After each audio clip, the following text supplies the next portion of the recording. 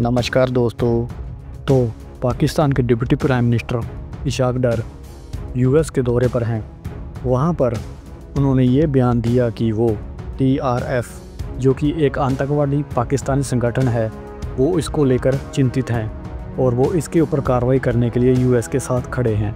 और USA secretary of state Marco Rubio ने पाकिस्तानी deputy prime minister Ishaq Dar को धन्यवाद देते हुए ये कहा, हम खुश हैं कि आप हमारे साथ आतंकवाद के खिलाफ लड़ रहे हैं। पाकिस्तान टेररिज्म के खिलाफ कितना लड़ता है ये तो पूरी दुनिया जानती है। टेररिज्म तो पाकिस्तान के सर का ताज है।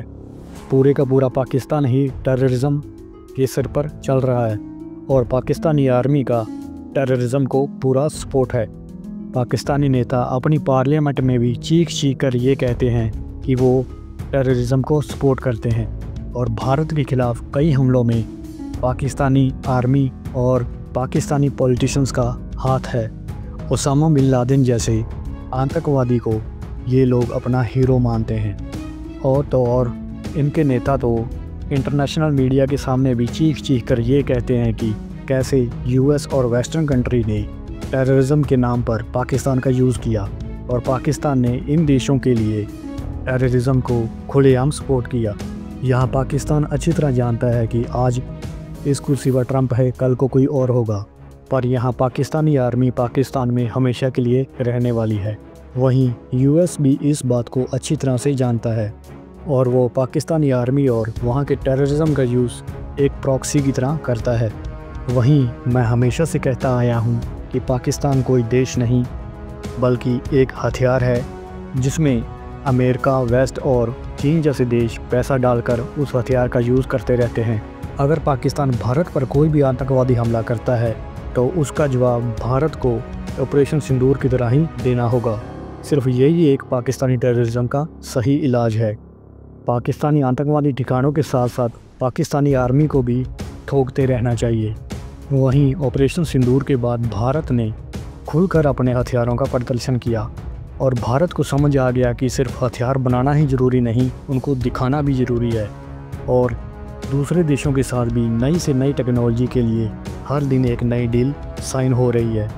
ऐसी ही डील इजराइल के एल्बर्ट रॉकेट लॉन्चर सिस्टम के लिए भारत की नीबे के साथ होने जा रही है।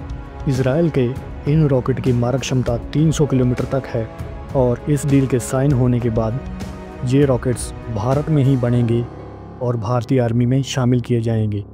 इतना ही नहीं, इजराइल ने भारत के प्रचंड लाइट कॉम्बैट हेलीकॉप्टर के लिए आइस ब्रेकर मिसाइल को भी ऑफ़र किया है, जिसके अंतर्गत 2 आइस ब्रेकर मिसाइल्स एक प्रचंड हेलीकॉप्टर में इंटीग्रेट होंगी। ये एंटी शिप मिसाइल होने वाली हैं। इससे पहले भी इजराइल आइस ब्रेकर मिसाइल्स भारतीय नेवी को ऑफ़र कर चुका है और साथ में अपनी लोरा मिसाइल को भी भारतीय नेवी को ऑफ़र किया है। वहीं रशियन प्रेसिडेंट व्लादिमीर पुतिन सितंबर में भारत आने वाले हैं। अगर सब कुछ ठीक रहा तो उनके इस दौरे पर ये अनुमान लगाए जा रहे हैं कि शायद Su-57 5th generation stealth fighter jet के लिए रशिया के साथ कोई डील हो सकती है। रशिया ऑलरेडी ही Su-57 भारत को ऑफ़र कर चुका है। यो को प्रोडक्शन के जरिए भारत में ही बनाई जाएंगी और full technology transfer, source code सब कुछ भारत को ऑफ़र किया जा चुका है। अभी आप में से कुछ लोग ये सोच रहे हैं कि ICC यानी इंटरनेशनल क्रिमिनल कोर्ट ने तो पुतिन के खिलाफ अरेस्ट वारंट जारी कर रखा है, तो ऐसे में वो भारत का दौरा कैसे कर सकते हैं। तो आपकी जानकारी के लिए यहाँ बता दें कि भारत ICC के नियमों को नहीं मानता। और आपको जानकर आश्चर्य होगा कि भारत ही नहीं बल्कि अमेरिका भी ICC के नियमों को नहीं मानता। अमेरिका के साथ रशिया, चीन और कई और दूसरे देश भी ICC के नियमों को नहीं मानते। वहीं इस दौरे से पहले अमेरिका F-35 की डील के लिए अमेरिकन कंपनी लॉकहीड मार्टिन कोई पैसा फेंक सकती है। भारत का एमका फाइटर जेट आने में अभी लंबा वक्त लगने वाला है और इसी गैप को फिल करने के लिए भारत किसी दूसरी कंट्री से 5th जनरेशन के स्टेल्थ फाइटर जेट एक्वायर करने वाला है। और इस दौर में F-35 और Su-57 हैं। F-35 के चांसेस यहाँ बहुत ज़्यादा कम लगते हैं कि भारतीय वायुसेना में पहले कभी भी कोई अमेरिकन फाइटर जेट शामिल नहीं और अमेरिका शायद भारत को कभी भी टेक्नोलॉजी ट्रांसफ़र नहीं करेगा। भारत जिस तरह से Russian defence system S-400 use करता है, तो ऐसे में अमेरिका के लिए F-35 भारत को ऑफ़र करना थोड़ा मुश्किल हो सकता है, क्योंकि S-400 भारत में होते हुए F-35 की बहुत सारी कमज़ोरियाँ रशिया के हाथ लग सकती हैं, ऐसा अमेरिकन्स का मानना है। दूसरा कारण ये भी है कि अमेरिकन टेक्नोलॉजी भारत में आने से उस टेक्नोलॉजी को समझने में भारत को लंबा वक्त निकल जाएगा। रशिया S-257 के साथ हमें कुछ ऐसे ऑफ़र दे रहा है कि जिनको अनदेखा करना भारत के लिए मुश्किल हो सकता है। वहीं पुतिन के इस दौरे से ये अटकलें भी लगाई जा रही हैं कि शायद RIC यानी कि रशिया, इंडिया, चाइना ट्राइका ग्रुप फिर से ज़िंदा हो सकता है। ट्रंप के कुर्सी पर बैठने के बाद जिस तरह से US और वेस्टर्न कंट्री ने एशियाई ग्रुप्स के ख़िलाफ़ एक इकोनॉमिकल वॉर से छेड़ दी है, तो इसका जवाब देने के लिए एशियाई ग्रुप RIC ब्रिक्स को मजबूत बनाने पर बात की जा सकती है। वहीं भारत डिफेंस मिनिस्ट्री का ये कहना है कि उन्होंने 723 करोड़ रुपए कावेरी इंजन के निर्माण के लिए फ़ंड किए हैं। ये इंजन 51 न्यूटन मीटर थ्रस्ट वाला इंजन होने वाला है, जो कि भारत के घातक UAV ड्रोन में इस्तेमाल किया जाएगा।